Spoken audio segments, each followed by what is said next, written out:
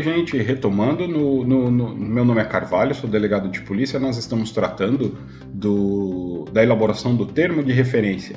No bloco anterior, nós fizemos a apresentação do termo de referência, pegamos e discorremos acerca do objeto, nós apresentamos as descrições, os requisitos, falamos da natureza do objeto, justificativa da contratação, falamos sobre a fundamentação e as quantidades, e aí encerramos quando deu os 15 minutos e deixamos para falar sobre o sistema de registro de preços neste ato. E é o que nós vamos fazer agora. Deixa eu pôr aqui.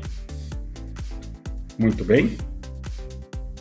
Parâmetros da licitação. Sistema de registro de preços. Para definir os parâmetros da licitação, é necessário informar se será adotado o sistema de registro de preços, selecionando a opção disponível sim ou não. E é importante que os policiais compreendam o significado dessa escolha e como o sistema de registro de preços pode beneficiar o processo de aquisição. O sistema de registro de preços é um procedimento utilizado na contratação de bens e serviços que visa obter preços competitivos para proporcionar maior agilidade na aquisição futura. Por meio do sistema de registro de preço, a administração pública estabelece um registro de preços para determinado item, fixando os valores que serão transmitidos ao longo de um período pré-estabelecido. No contexto aqui dentro de Santa Catarina, no estado de Santa Catarina, o sistema de registro de preços vem regulamentado pelo Decreto Estadual 4.661, de 15 de agosto de 2006. Nós ainda não temos decreto regulamentando o sistema de registro de preços no âmbito da Lei 14.133. Utilizamos a legislação antiga.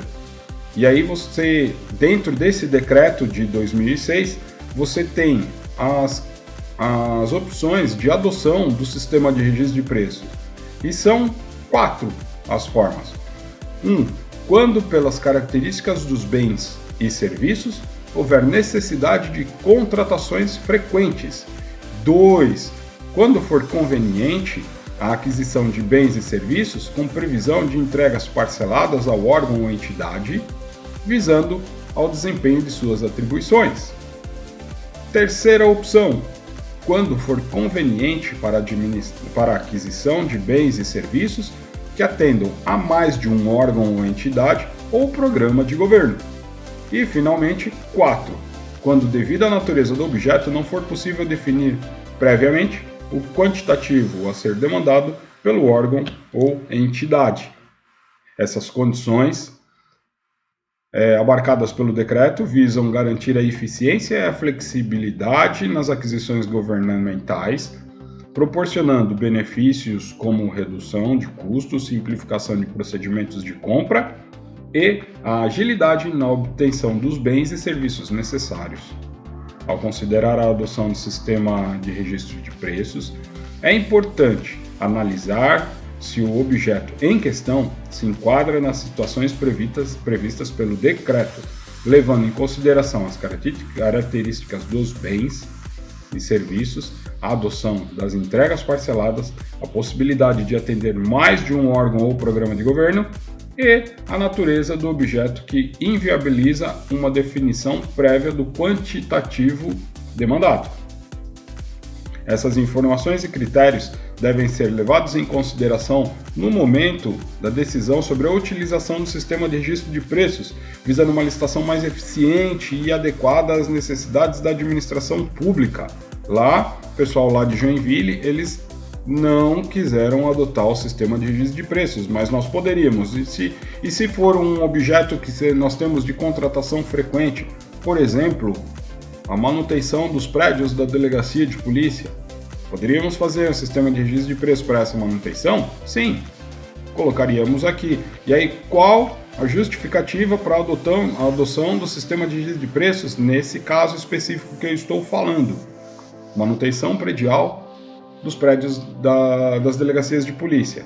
Seria quando, pelas características do bem ou objeto, houver necessidade de contratação frequente, com maior celeridade e transparência. Quando for conveniente, observe que aqui o modelo de termo de referência, ele retirou uma das possibilidades.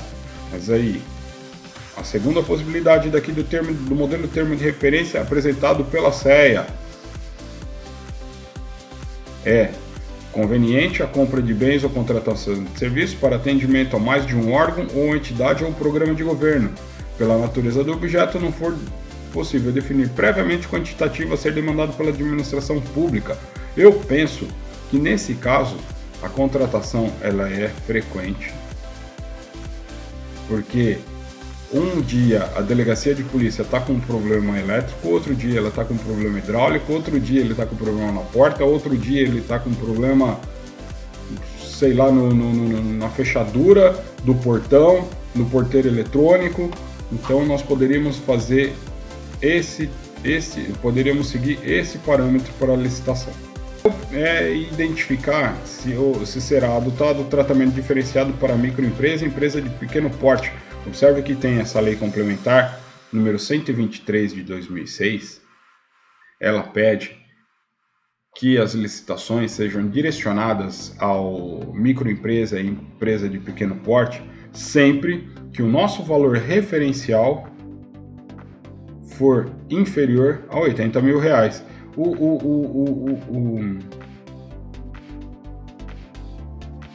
O valor a ser observado são sempre esses R$80 mil. Abaixo de R$80 mil, a participação exclusiva só pode entrar microempresa e empresa de pequeno porte nessa licitação. Se o valor referencial for superior a R$80 mil, aí você tem duas possibilidades. Valor referencial superior por item. A participação aqui não é exclusiva de ME e EPP. A redação aqui está errada. Valor referencial superior a R$80 mil por item. A natureza com natureza divisível, quando a natureza do objeto for divisível, como é o caso aqui como seria, né? Em tese seria o caso aqui que nós estamos fazendo, são 9 objetos. Vamos voltar lá para ver. Aqui, nós temos 9 objetos. Esses itens, em tese, eles poderiam ser contratados separados.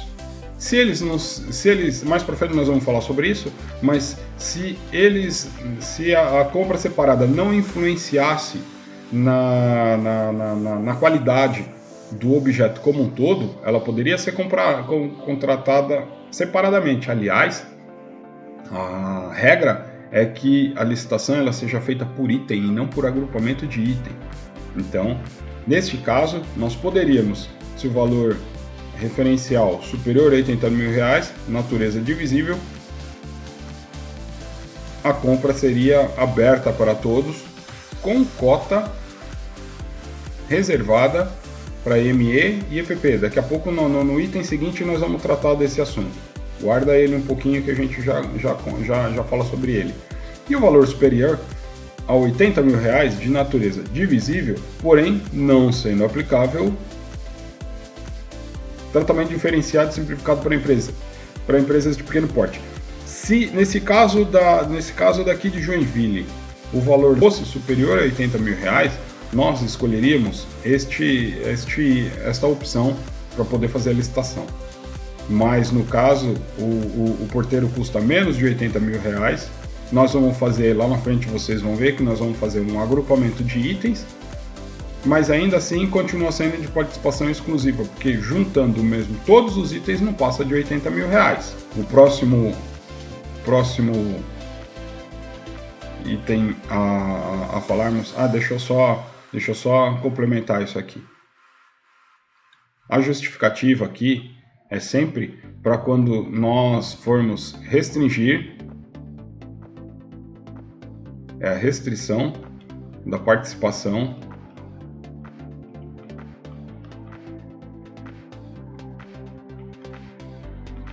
da ME e do EPP, tá?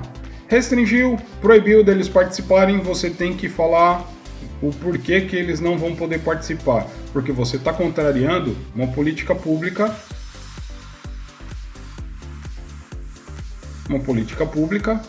pública, uma política pública prevista na Lei Complementar 123 de 2006. E aqui é que eu falei nesse asterisco, a gente vai descer aqui, ó. Quando você está reservando participação natureza divisiva com cota para o MEEPP, na Lei Complementar, ela reserva uma cota de até 25% dos itens para ME e EPP, ou seja, você vai fazer duas licitações, uma licitação participação ampla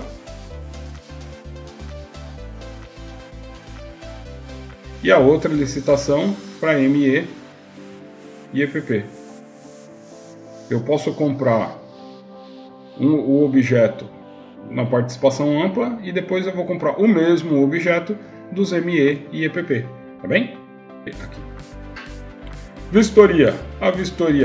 Na vistoria nós vamos poder escolher se a vistoria, isso é mais para serviço, tá? Vistoria obrigatória. Se a vistoria for obrigatória, um dos itens de habilitação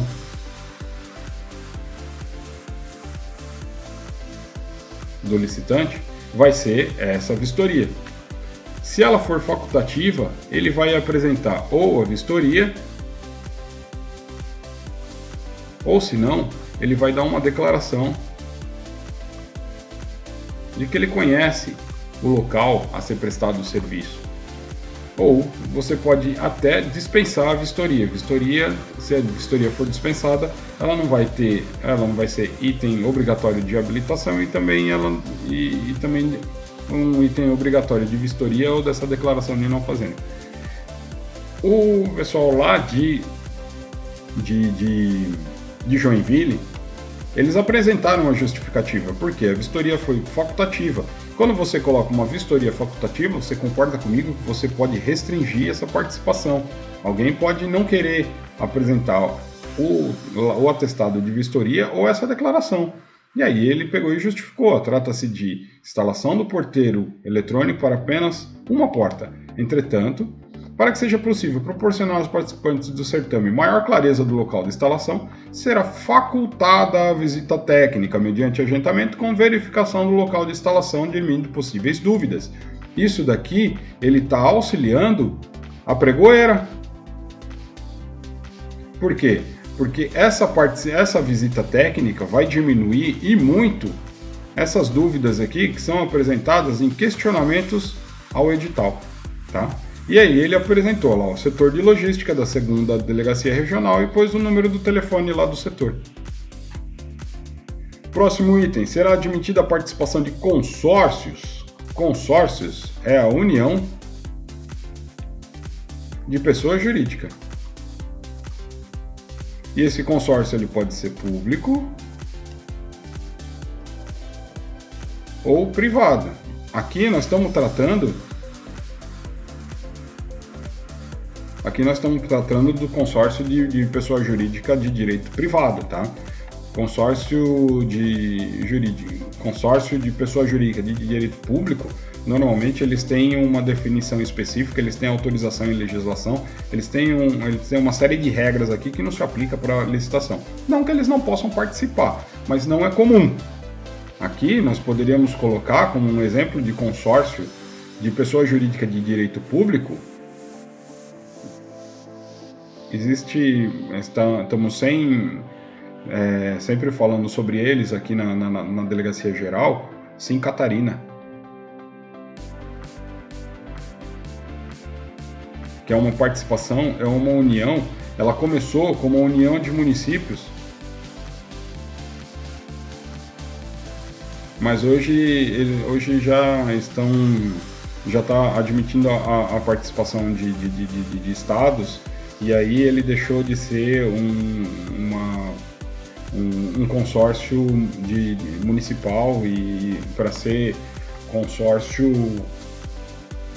interfederativo. Admitiu a participação de consórcios Sim, precisa justificar, não precisa justificar, por quê? Porque ele não está restringindo a competição, tá bem? Próximo item, nós vamos tratar aqui, será admitida a participação de cooperativas. Se o consórcio é a união de pessoa jurídica, a cooperativa ela é a união de pessoa física. Pessoas físicas elas podem se unir em cooperativas para fazer a prestação de serviço. Muito comum, aqui na capital nós não vamos ver isso. É muito comum você ver isso no interior, naquelas cooperativas agrícolas, né?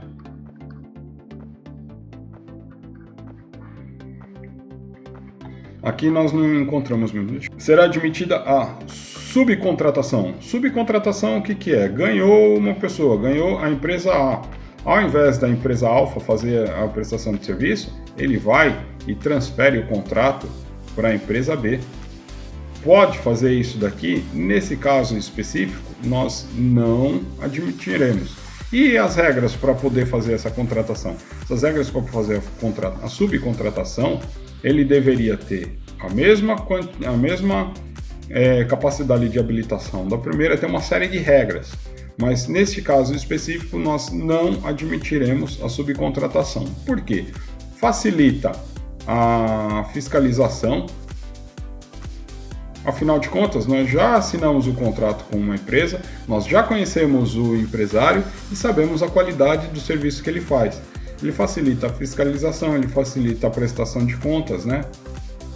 E uma série de outras regras para que nós não precisemos admitir a subcontratação.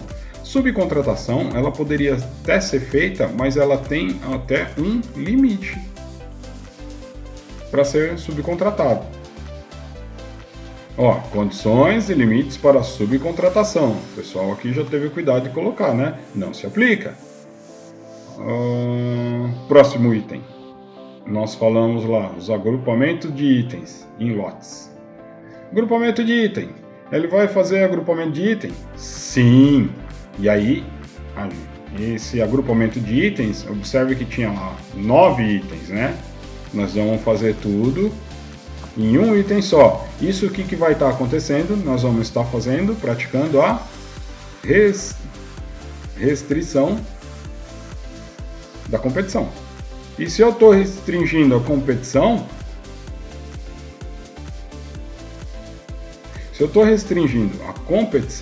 o que eu vou ter que fazer? Eu vou ter que dar a justificativa.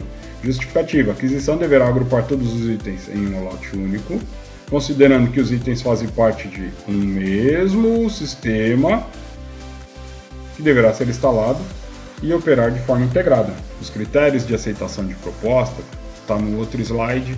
Deixa eu descer aqui. Critérios de aceitação de proposta.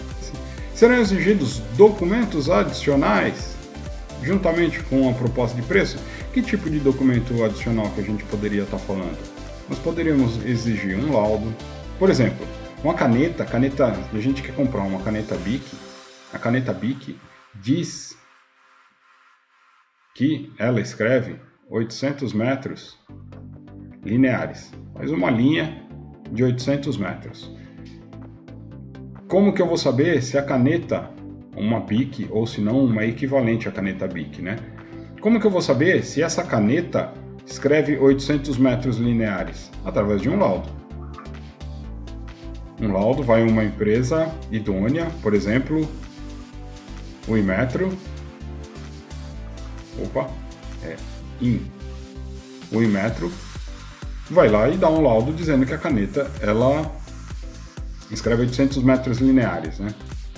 E aí, se eu admito a participação, se eu quero ver esse laudo aqui, eu tenho que selecionar o sim e colocar quais os documentos adicionais que eu quero colocar. No caso específico aqui, lá do pessoal de Joinville, eles não precisaram de documentos adicionais e dispensaram. Deixa eu encerrar essa gravação. Deixa eu voltar aqui, peraí. Cadê vocês? Deixa eu encontrar com vocês aqui. Vamos encerrar essa gravação, vou parar ela agora, e aí vocês vão no banheiro, tomam um café, faz um xixi e volta daqui a pouco.